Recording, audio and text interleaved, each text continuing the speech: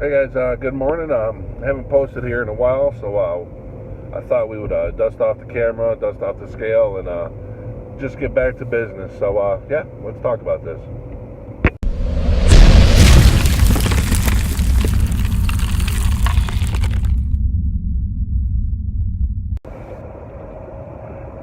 Hey, good morning. It's been a couple weeks, probably about a month since I've posted something of value on this page, and I think it's time for me to get out of this funk, kind of talk to you about a few things, and just kind of make a declaration to myself. Last month has been rough. We've put a lot of stress on my life. My family's life has had a lot of stress in it. Kind of dealt with some stuff without getting too personal and too deep, but being able to be straight with you guys. I just haven't really been feeling it. I've had excuses for everything, but they've been a little more than just, I want that cake. It's not just been, a lot of the simple shortfalls. My vehicle problems that I've probably talked about a few in these different videos. We've had some major issues, and it's caused some financial stress. And as the dad and the husband, I've taken a lot of that to heart, a lot of it personal. Again, I don't want to get into too many details, but I bought a vehicle from a local dealership about 15 months ago, and in the last 15 months, last March I bought it, and then by December I'd already probably put a good $1,000 into repairs into it. But in December the engine blew, so I was another $5,000, and it seems like every 3 to 6 weeks it's back in the dealership, and my wife is getting stranded on the road. Just very frustrating times, to the point where I spoke to the corporate offices of the brand, and I don't want to put anyone on blast, but they promised me that they were going to help me get out of this vehicle. They promised me the world, and basically when it came down to it, they basically told me where to place it and how to do it gracefully. So we're out about $8,000 on a vehicle that I paid $14,000 for about 15 months ago. I've only put about 20,000 miles on it in a year and a half, which for us, we do a lot of driving, so we've been a one-car family with 2-car payments for a while. There's been a lot of stress on me financially.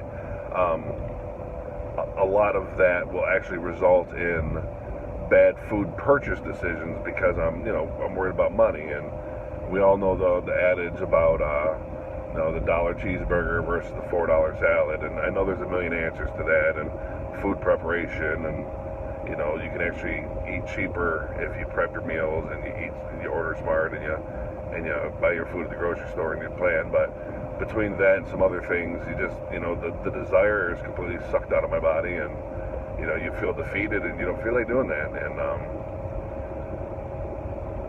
so there's that. And then, my teenager this month decided, before his senior year, he was going to, move out. And there's a lot of stresses with that. And he's a grown man. He's making his own decisions. Again, I'm this fine balance between wanting to open up my personal life and bringing others' personal lives into us. I don't want to get into a lot of details, but there's been a lot of hardship, a lot of parental stress. If any of you guys are parents out there, when you see your kids doing something that's not the best for them, and there's nothing you can do about it because he does turn 18 in a couple weeks.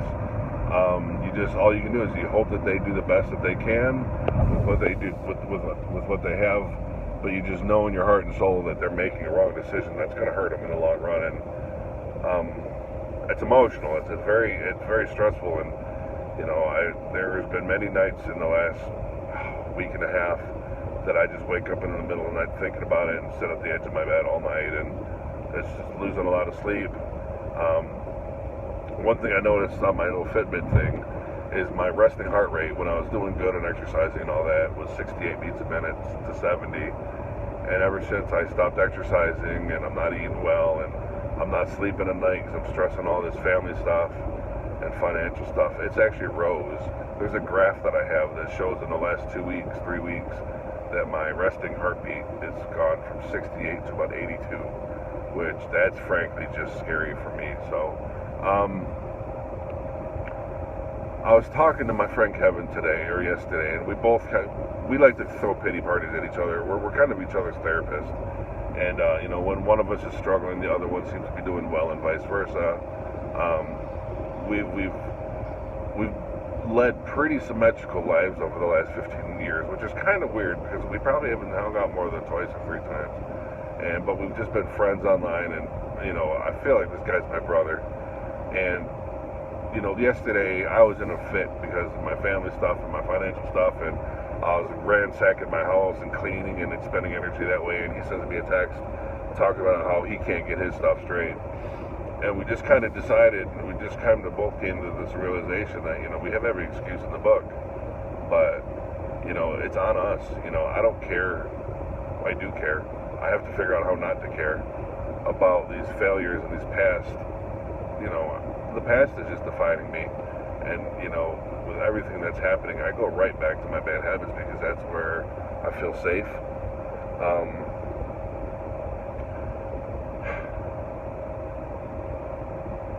When I went through a nasty divorce, probably, gosh, it's been, I don't know, 12, 13, 14, 15 years. I don't know. I can't even think about how long ago it's been a while. I got down to 266 pounds. Remember, I'm over 4 now. I was working out. We didn't get along very well, so I spent a lot of time in the gym. It was a miserable part of my life. No ill will against her. We weren't compatible. We were young. We hadn't really figured out, humility, sacrifice. We hadn't learned those things, either one of us. So I would hide in the gym for 4 hours a day and just work my tail off in the gym. And I got all the way down to where I went. And I worked very hard to get to where I was. And at our divorce proceedings, she said something, like a final shot across the bow. She said, "I hope you gain every single pound back plus some."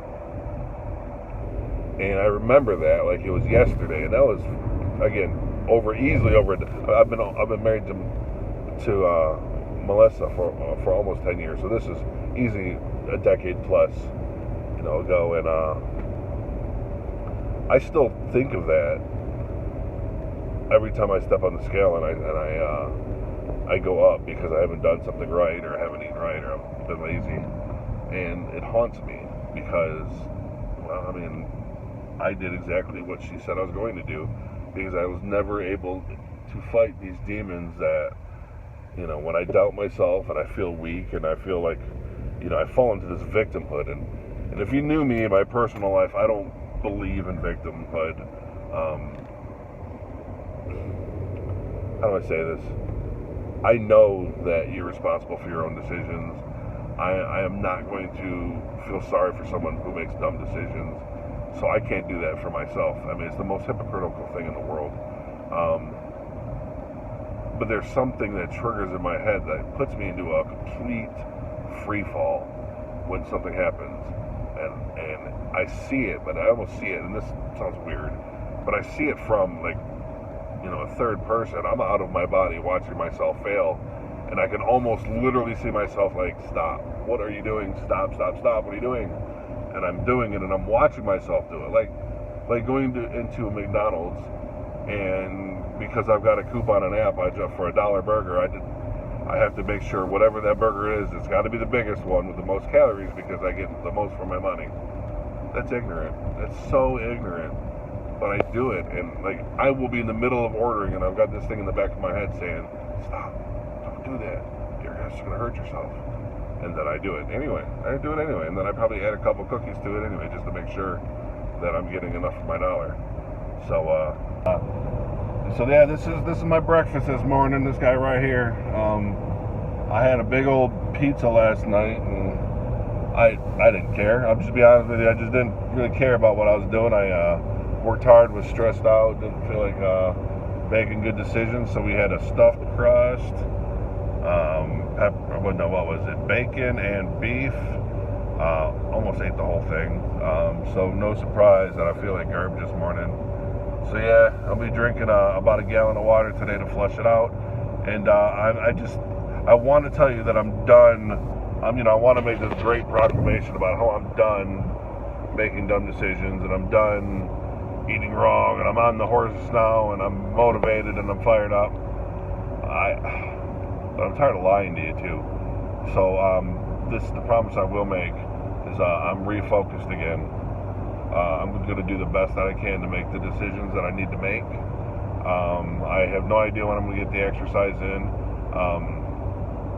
I haven't figured that out yet. I take the kids to school every morning.